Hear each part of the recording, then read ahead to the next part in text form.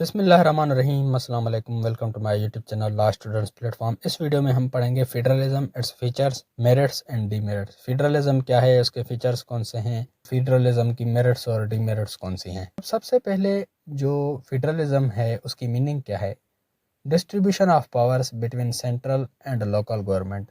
Central government और local government के बीच में पावर्स का डिस्ट्रीब्यूट होना। की डेफिनेशन पढ़ते हैं। Federalism is the system of local and central government combined under common sovereignty, both local and central organisation being supreme in their respective sphere. Federalism एक ऐसा सिस्टम है जहां पर लोकल गवर्नमेंट और सेंट्रल गवर्नमेंट एक common sovereignty के under combine होती हैं। लोकल और सेंट्रल गवर्नमेंट दोनों ही अपने स्फीयर में सुप्रीम होती हैं। यानी फेडरलिज्म में क्या होता है कि जितने भी पावर्स हैं वो कॉन्स्टिट्यूशन सेंटर को प्रोवाइड करता है, यानी फेडरल गवर्नमेंट को प्रोवाइड करता है, और जो रेजिडिव पावर्स होते हैं वो जितनी भी स्टेट्स होती हैं या प्रोविंसेस होते हैं उनको प्रोवाइड किए जाते हैं। मिसाल के तौर पर अगर पाकिस्तान में ही देखा जाए, यहाँ पर फेडरल सिस्टम है, यहाँ पर सारे पावर्स सेंट्रल गवर्नमेंट के पास भी होते हैं और लोकल गवर्नमेंट के भी पास होते हैं। जो लोकल गवर्नमेंट होती है वो भी ऑटोनोमस होती है, वो भी अपने हिसाब से अपने लॉज बना सकती है। तो अमेरिकन फेडरलिज्म में भी यही सिस्टम है कि उसका जो सेंटर है वो स्ट्रांग है,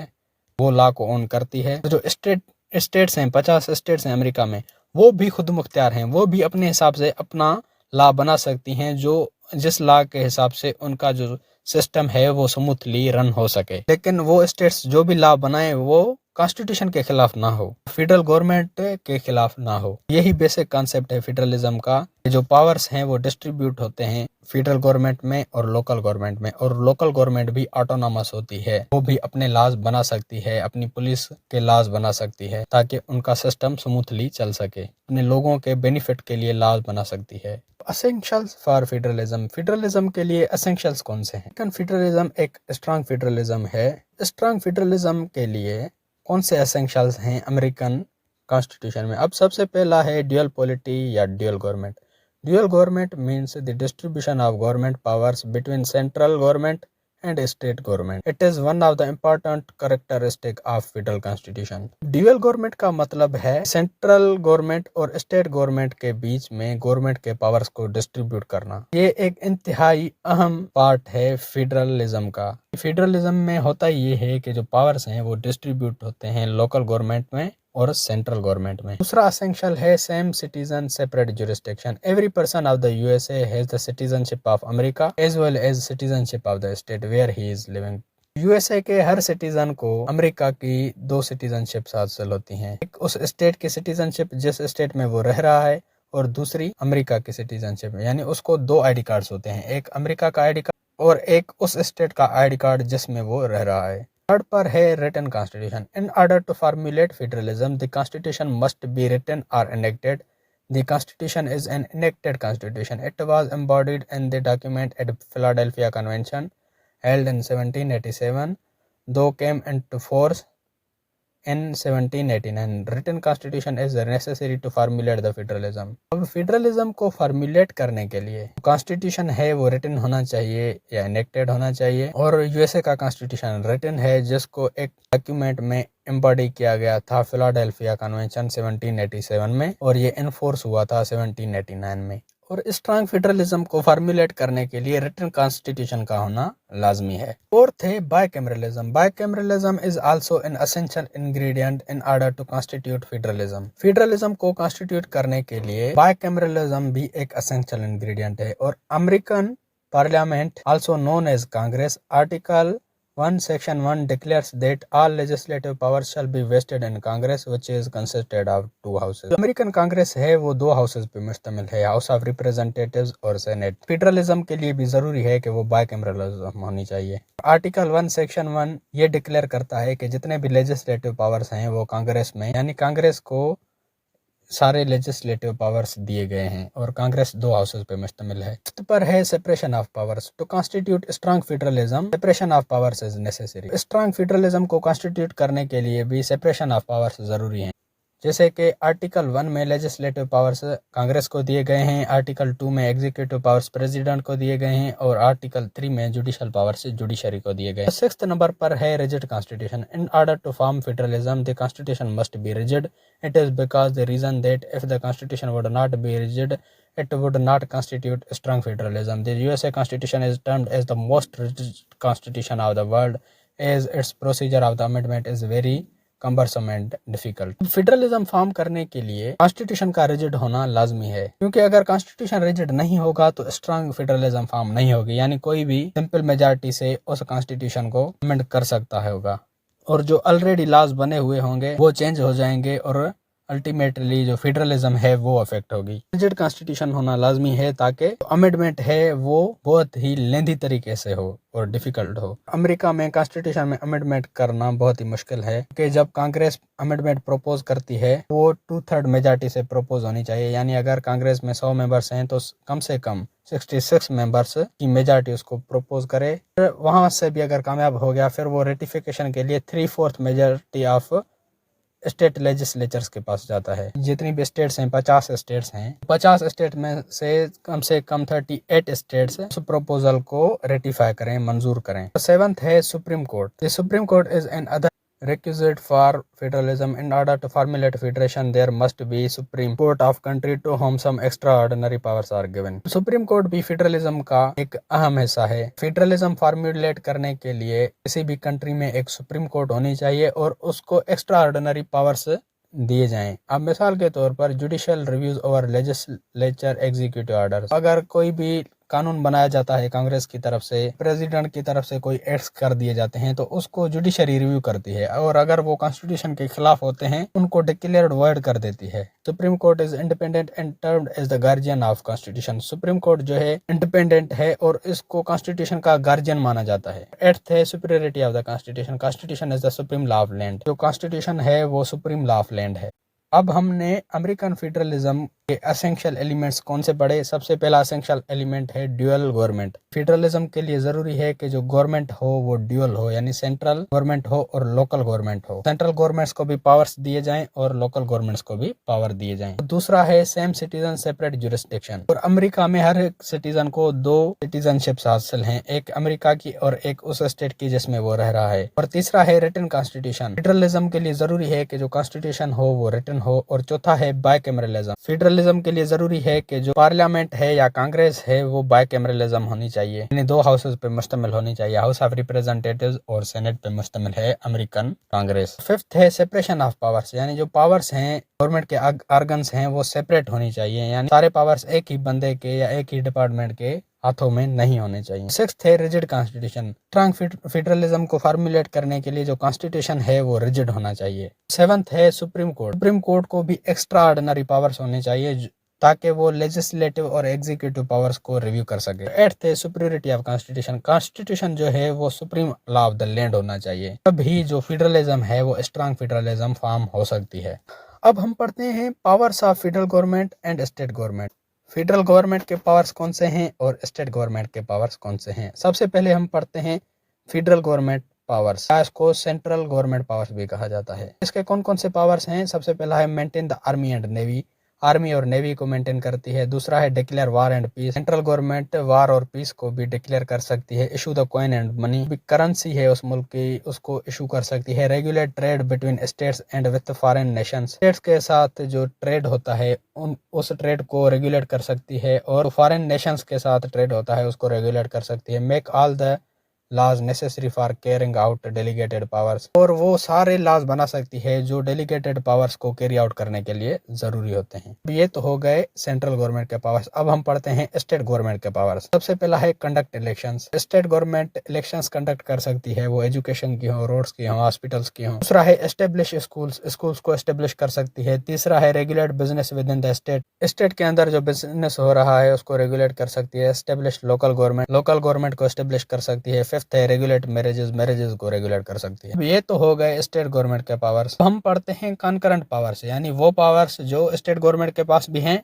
और सेंट्रल गवर्नमेंट के पास भी हैं। ये कौन से पावर्स हैं जो दोनों के पास हैं। पहला है इन्फोर्स द लॉ, लॉज को इन्फोर्स कर सकती है। दूसरा है एस्टेब्लिश कोर्ट्स, कोर्ट्स को एस्टेब्लिश कर सकती है। तीसरा है बारो मनी, इसे बारो कर सकती है। चौथा है protect the safety of the people, लोगों की सेफ्टी को प्रोटेक्ट करना। फिफ्थ है बिल्ड द रोड्स, रोड्स को बिल्ड करना। और सिक्स्थ है कलेक्ट द टैक्सेस, टैक्सेस को कलेक्ट करना। अब federal powers are further divided into legislative, executive, judiciary. जो फेडरल पावर्स हैं वो फर्दर लेजिस्लेटिव में डिवाइड हैं, एग्जीक्यूटिव में और जुडिशरी में। And state government powers are further divided into legislative, executive, judicial. State government के भी जो पावर्स हैं वो भी फर्दर लेजिस्लेटिव, एग्जीक्यूटिव और जुडिशियल में डिवाइड हैं। और स्टेट के जो एग्जीक्यूटिव पावर्स हैं वो गवर्नर को दिए गए हैं। फेडरल गवर्नमेंट के एग्जीक्यूटिव पावर्स प्रेसिडेंट को दिए गए हैं। इस तरह एग्जीक्यूटिव पावर्स स्टेट के गवर्नर को दिए गए हैं। और जुडिशियल पावर्स जैसे फेडरल गवर्नमेंट में सुप्रीम कोर्ट को दिए गए हैं, इसी तरह स्टेट गवर्नमेंट में जुडिशियल पावर्स हैं वो स्टेट कोर्ट को दिए गए हैं, जो भी कोर्ट्स स्टेट में होती हैं या प्रोविंसेस में होती हैं।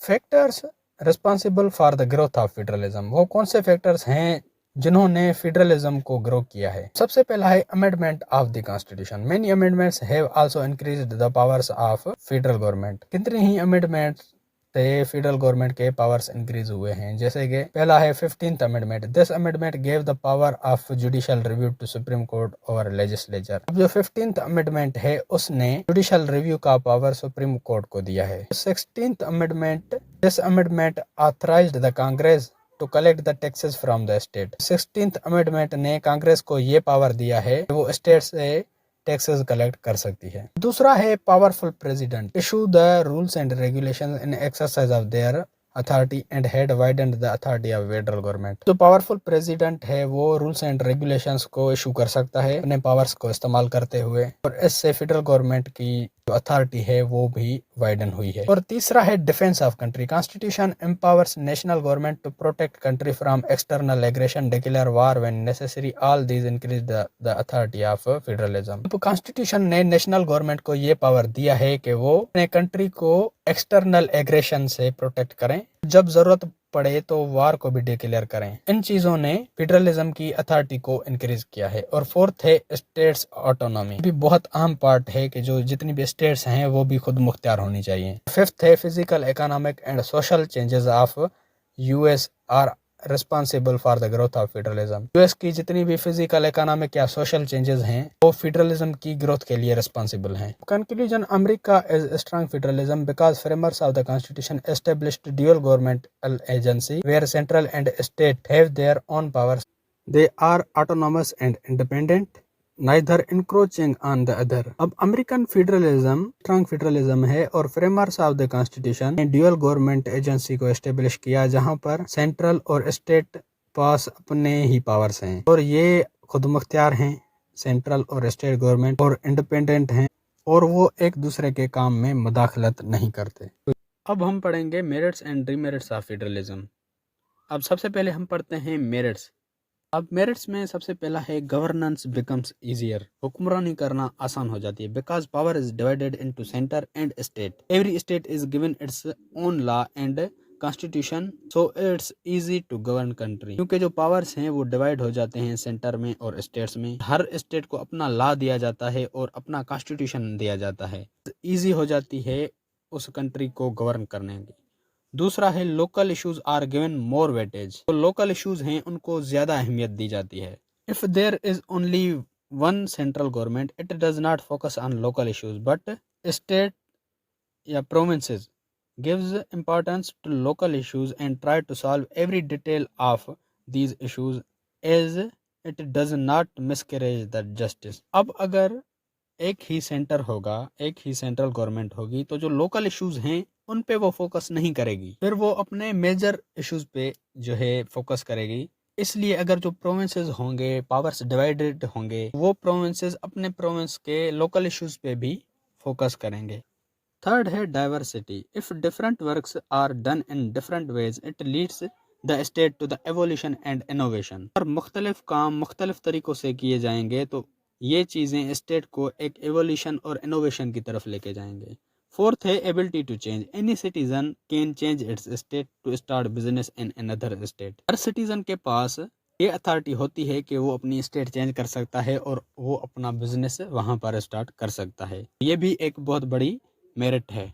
फिफ्थ है economic aspects, in federal system there are many states and they have many opportunities to develop. Federal system में बहुत सारी स्टेट्स होती हैं, उनके पास बहुत सारी अपॉर्चुनिटीज होती हैं डेवलप करने के लिए। इकोनॉमिक एस्पेक्ट से भी देखा जाए, वहां पर इकोनॉमी जो है प्रोग्रेस करेगी। सिक्स्थ है citizens feel in touch. In federal system citizens are more attracted to their politicians of their states, but any common man of the state cannot reach to the central government. Federal system में जो citizens होते हैं politicians के साथ ज्यादा interact होते हैं, अपने आप को ज्यादा इंटरेक्टेड फील करते हैं पॉलिटिशियंस के साथ। लेकिन अगर फेडरल सिस्टम नहीं होगा, एक आम आदमी सेंट्रल गवर्नमेंट तक नहीं पहुंच सकेगा। सेवंथ है public have power. Public have power to choose the politicians who works for the progression and development of their state. Public के पास ये पावर होता है कि वो अपना सियासतदान खुद चूज कर सकते हैं, जो उनकी डेवलपमेंट के लिए, प्रोग्रेशन के लिए ही काम करे। ये तो हो गई मेरिट्स। अब हम पढ़ेंगे डीमेरिट्स। सबसे पहली जो डीमेरिट है वो है potential for the conflict between the federation. Usually it is possible that states are conflicted with the central government or with an other state. ये चीज पॉसिबल है कि फेडरलिज्म में जो स्टेट गवर्नमेंट हैं उसका अक्सर सेंट्रल गवर्नमेंट के साथ कॉन्फ्लिक्ट होता रहता है। As in 1971, there was conflict between Pakistan and Bangladesh, as Bangladesh claimed that they are not getting the rights as compared to the other states, so they separated their state. This is big demerit of federalism. जैसे 1971 में पाकिस्तान और बांग्लादेश के बीच में एक conflict हुआ था। बांग्लादेश ने ये क्लेम किया कि उनको उनके हिस्से के राइट्स नहीं मिल रहे कंपेयर टू अदर प्रोविंसेस, तो उन्होंने अपनी स्टेट को ही सेपरेट कर दिया और अपना खुद का कंट्री बना दिया। ये बिग डीमेरिट है फेडरलिज्म का। दूसरा है conflict of authority. Different ministers of different states are agree and disagree upon different issues. जो डिफरेंट मिनिस्टर्स होते हैं डिफरेंट स्टेट्स के या डिफरेंट प्रोविंसेस के, वो किसी भी एक इशू पे एग्री भी होते हैं, डिसएग्री भी होते हैं। जैसे पेंडेमिक पीरियड में पाकिस्तान में सिंध के जो मिनिस्टर्स थे वो कह रहे थे कि लॉकडाउन होना चाहिए, वहीं पर जो पंजाब था वो खुला हुआ था। एक ही इशू पे कुछ मिनिस्टर्स का अपने आप में भी कॉन्फ्लिक्ट होता है। But in dictatorship king decision is the last decision, no one has the right to oppose. लेकिन जो डिक्टेटरशिप होती है जहाँ पर सारे मुल्क पे एक किंग ही बादशाहत करता है, उसका डिसीजन लास्ट डिसीजन होता है और किसी भी बंदे के पास ये राइट नहीं है कि उसकी मुखालफत करे। थर्ड है a lack of unity. When one state province gets more resources than an other state और province, this situation creates hatred and inequality, and there is no unity among the state, and sometimes these deprived states demand for separate state. Third demerit ये है कि जो unity होती है मुल्क में वो कम हो जाती है। यानी अगर एक स्टेट को या एक प्रोविंस को ज्यादा रिसोर्सेज मिल रहे हैं, ऑन अदर हैंड दूसरे स्टेट को नहीं मिल रहे, इस सिचुएशन में एक नफरत फैल जाती है, एक अनइक्वलिटी वो महसूस करते हैं, उनके बीच में यूनिटी खत्म हो जाती है। कभी ऐसा भी टाइम आता है जो महरूम स्टेट्स हैं जिनको वो राइट्स नहीं दिए जाते, वो सेपरेट स्टेट की डिमांड कर देते हैं। ये भी बड़ा डीमेरिट है। फोर्थ है state make their own law. States have the right to make their own law and can also amend it. Sometimes central government does not agree with their decision, but they could not do anything. State के पास ये power होता है federalism में कि वो अपना law खुद बना सकती हैं, अपना लॉ खुद अमेंड कर सकती हैं। लेकिन कभी कभी वो ऐसा लॉ बना देती हैं कि उनके पास पावर है, वो लॉ सेंट्रल गवर्नमेंट को पसंद नहीं आता, फिर भी वो कुछ नहीं कर सकते कॉन्स्टिट्यूशन के मुताबिक। ये भी बहुत बड़ी डीमेरिट है। फिफ्थ है complex. Federalism is little bit complex system because there are different MNAs in different states who represent their own state, while in dictatorship only central government is authoritative. अब जो फेडरलिज्म का concept है वो little bit complex concept है, क्योंकि जो different MNAs होते हैं वो सिर्फ अपनी ही स्टेट को रिप्रेजेंट करते हैं। अगर एजुकेशन की बात आ गई तो सिर्फ वो अपनी को ही रिप्रेजेंट करते हैं स्टेट को, भले ही दूसरी स्टेट ने बहुत ही अच्छा काम किया हो। इन चीज़ों से भी कॉन्फ्लिक्ट्स हो सकते हैं। So these were the merits and demerits of federalism. तो ये मेरिट्स और डीमेरिट्स थी फेडरलिज्म की। तो दोस्तों उम्मीद है कि आपका कॉन्सेप्ट क्लियर हो गया होगा। अगर आपको यूएस कॉन्स्टिट्यूशन के नोट्स चाहिए तो डिस्क्रिप्शन में दी गई लिंक पे क्लिक करके आप यूएस कॉन्स्टिट्यूशन के नोट्स डाउनलोड कर सकते हो। और अगर आपको यूएस कॉन्स्टिट्यूशन के दूसरे वीडियोस चाहिए तो आप मेरे चैनल की प्लेलिस्ट विजिट कर सकते हो। अगर आपको लॉ के रिगार्डिंग किसी भी टॉपिक की वीडियो चाहिए तो वो टॉपिक लिख के साथ में LSP लिख के सर्च करेंगे तो आपको सबसे पहले मेरे वीडियोस मिल जाएंगी, जिससे आप अपना इजीली कॉन्सेप्ट क्लियर कर सकते हैं। या फिर अगर आप मेरे चैनल की प्लेलिस्ट में जाते हैं तो वहाँ पर आपको हर सब्जेक्ट की अलग से प्लेलिस्ट मिल जाएगी, जहाँ पर उस सब्जेक्ट के सारे वीडियोस मिल जाएंगे आपको।